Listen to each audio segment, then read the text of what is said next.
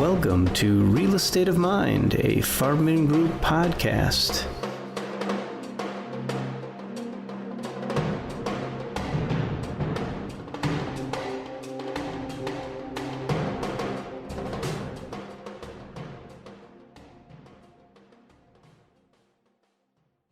Welcome to another edition of Real Estate of Mind. I'm Andy Gutman, and I'm here today with a guest interviewer. Please welcome Riley Gutman.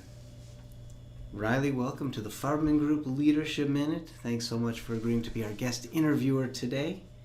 And I understand you have a series of questions for me about leadership. Why don't we get started with your first question?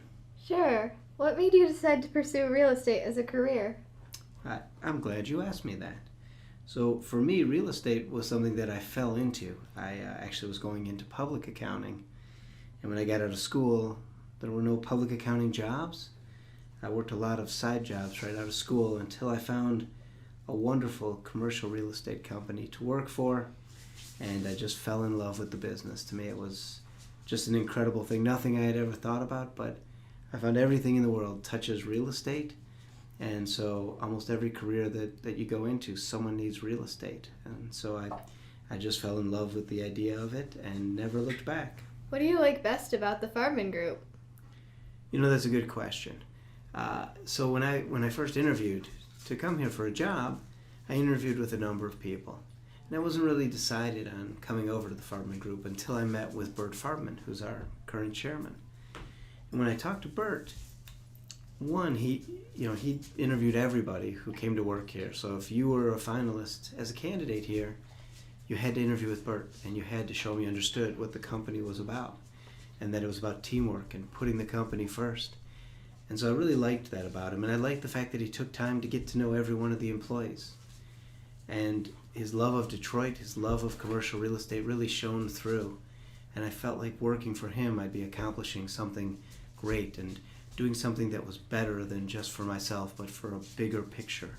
And so that's the biggest thing I love. And working with his family over the years, David and Andy and Susie, they're some of the greatest and most inspiring people I've had the good fortune to work with. So that's what I like about it. Why do you work for so many hours? And that's a fair question for you especially, out of all the people who could ask me that. Because some days it is really tough working a lot of hours because it does limit the time we get to spend together. And I'm grateful that you're willing to share me with the company. I always kind of feel like as a leader, it's my job to set the example for hard work and to never ask of somebody else something I wouldn't do myself. So, when people are coming in early and people are staying late, I feel like it's my job to set an example for that and be someone who shows them the way and be a good leader in that way. But it's not easy some days when I know, I don't get to see you till late at night, and some days I drag you in here like on a Sunday to do an interview with me, and it means the world to me that you understand that, and that hopefully you're learning something about the business world through what I'm teaching. What advice would you give to someone who's thinking about going into business? I think for anyone who's going into any job, the best advice I can give is try to find something you love. And if you fall into a job that you don't love, find another job. Because at least more times than not, you should love what you do and look forward to it. And I say that more times than not because if there's never going to be a job that's perfect. There's never one where you love every day or every minute or every meeting. But I've often found that I really truly fell in love with being a part of commercial real estate, and I thought it was just the coolest business you could get into. And so my advice to anyone going into business or going into any kind of occupation is think about whether you really enjoy it or you're doing it because someone told you it's the right thing to do. I know initially I went into accounting. That was my career. Because I was raised to think that's a good stable job and I'd always be able to provide for my family. But I didn't love it as much as I love commercial real estate, and I think I'm better at commercial real estate than I ever was at accounting. So. Anything else you think the listeners should know about leadership or business? I that's a fair question. So I think if I had anything else to ask or to say, it would be that, leadership is not popularity. It's not always a fun thing to do. You make decisions that affect people's lives daily. I look at leadership as the ability to create and save jobs and care about the people that come in and work hard for you every day.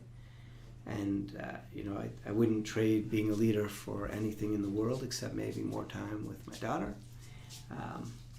But that's what I would tell you is that I think, some days people look at leadership and they go, well, I can't say this to someone because that's my friend or something like that. But being a leader means at times you have to do things that you don't like. You have to not only provide positive feedback, but you have to provide, feedback on things that aren't going right. And people don't always like that, and they don't always like you for that. So if you decide you want to be a leader in life, you've got to know it's not a popularity contest. And you've got to be comfortable thinking you're making a positive difference for the company, for the people who work hard every day, for your clients. And that to me is what leadership's really about. And more than that, I want to thank you for taking the time to come in here with me in the office on Sunday.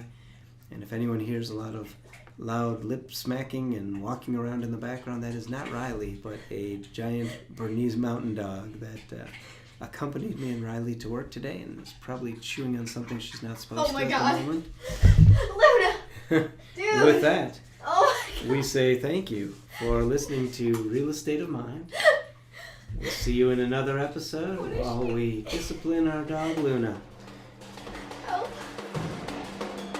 Join us next time for another wonderful edition of Real Estate of Mind, a Farbman Group podcast.